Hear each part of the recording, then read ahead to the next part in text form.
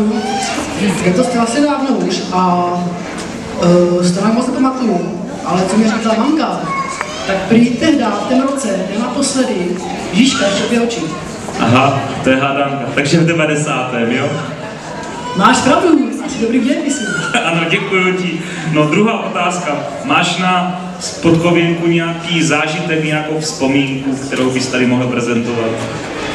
No, zážitků bude asi hodně, ale vzpomínek trochu míň, protože, protože jsem byl trochu mladší a už to moc ne. Takže pořád to platí to samé, no, ale dobře. pamatuji si, když jsme chodili podkověnky, tak co mě nejvíc bavilo teda v té podkověnce, tak bylo to, když jsme úplně na konci zkoušky hrávají vždycky rybičky, bojte se rybáři. To je fajn. No a tvoje nejoblíbenější vedoucí? Nejoblíbenější? No a můžu ti to pošeptat? Jo, můžeš. Bude to mezi náma, jo? Ne, já si vás ráno, klidně řeknu. Vedoucí tam byla paní Střížová, jako taká hlavní a pomáhali tam potom vlastně maminky dětí, které tam chodili, což byla vlastně teta Kyněrová, co si to pamatují, paní učitelka Baranová a myslím, tam byla i párkrát si pamatují paní Garcová. Aha, dobře. Tak Jiříku, děkuji ti za tvé odpovědi, ještě propustím a těšíme se na ty zahradníky teda. Děkuji. Prosím. To byl Jiřík Novák.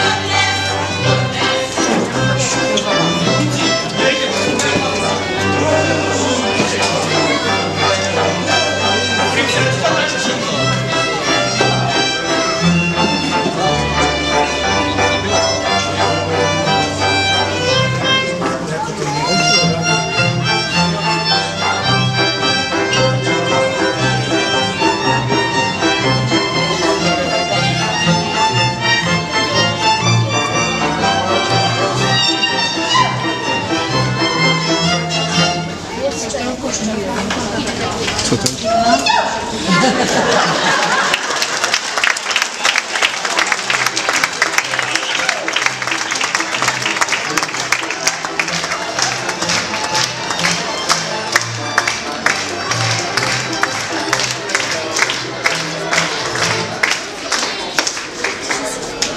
Dobrý zahradníci v konání dalších vyzkoušenců podkověnky.